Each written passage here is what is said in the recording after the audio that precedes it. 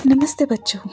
आज की हमारी कहानी है पिद्दा और पिद्दी की।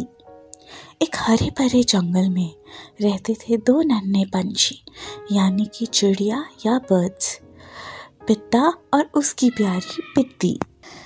पिद्दी जब भी गेहूं पीसती थी तो वो गाना गुनगुनाती थी और उसकी आवाज़ इतनी मीठी थी कि सबका मन मोह लेती थी।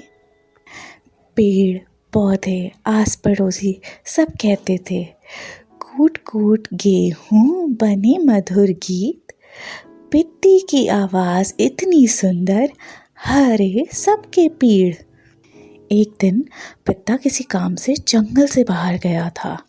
उस दिन जंगल में आया एक राजा। राजा ने पिद्दी की आवाज़ सुनी और बोला, ये आवाज़ मेरे महल में गूंजेगी तो कितना अच्छा होगा ना। राजा सोचता है कि इस चिड़िया को तो वो अपनी रानी को भेंट करेगा, यानी गिफ्ट देगा। राजा सैनिकों से बोलता है, सैनिकों पकड़ लो इसको।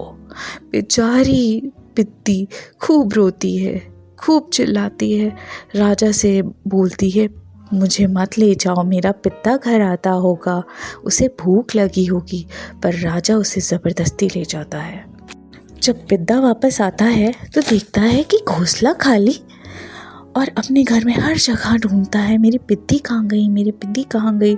ज़ोर ज़ोर से बोलता है, पिद्दी पिद्दी, पर कोई आवाज़ नहीं आती। फिर पेड़ पौधे और पड़ोसी उसे बताते हैं कि एक राजा आया था, उसने पिद्दी को ज़बरदस्ती कैद कर लिया। पिद्दी बेचारी बहुत रोई आज। पिद्दा था तो छोटा, मगर उसे अपनी पिद्दी से बहुत प्यार था और उसके लिए वो कुछ भी कर सकता था। तो उसने सोचा, चलो ठीक है, यही सही, अगर राजा मेरी पिद्दी को नहीं छोड़ेगा तो मैं उससे लड़ने के लिए तैयार हूँ। वो कुछ सीख, पेड़ पौधे और पत्तों से एक गाड़ी बनाता है और उस गाड़ी को पेड़ की टहनियों से चूहे के मुंह में दबा देता है और चल पड़ता है लड़ने के लिए राजा से। रास्ते में उसे हवा मिलती है। उसने उसे देख के बोला, पिद्दी कहाँ जा रहे हो तुम इस गाड़ी पे? पिद्दा बोलता है, सीकन की दो अद्दियाँ दो गद्दियाँ दुई दंत मजे जाए, राजा ले गए हमरी पिद्दी हमऊ लड़न जाए। मतलब कि मैंने सीख से गाड़ी बनाई है और राजा मेरी पिद्दी ले गए, अब मैं उससे छोड़ूंगा नहीं, उससे लड़ाई करूंगा।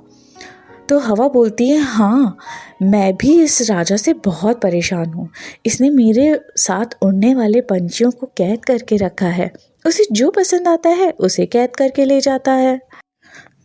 तो हवा जो है वो पिद्दी के साथ बैठ के चल पड़ती है राजा से लड़ने के लिए।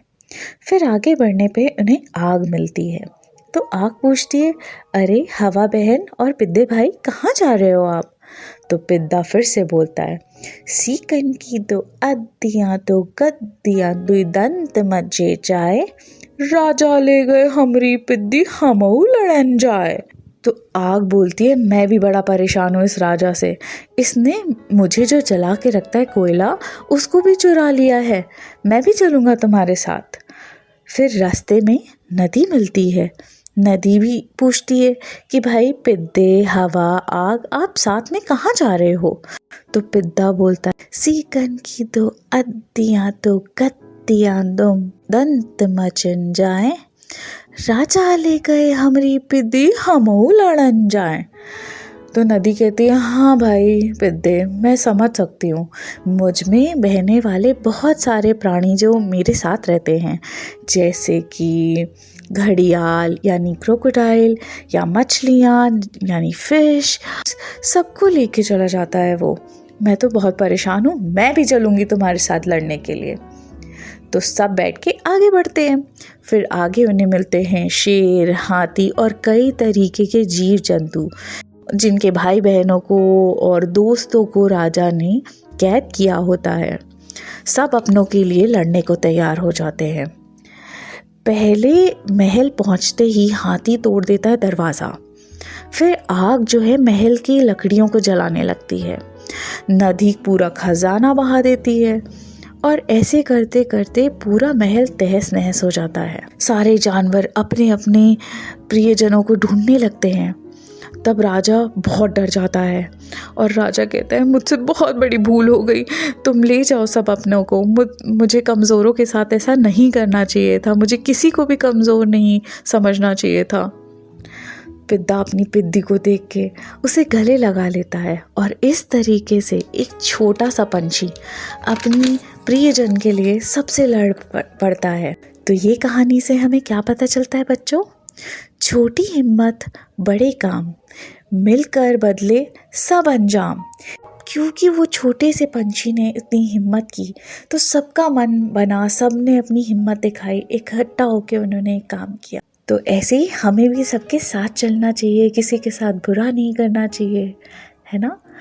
आज की कहानी यहीं तक, फिर मिलते हैं बच्चों, बाय।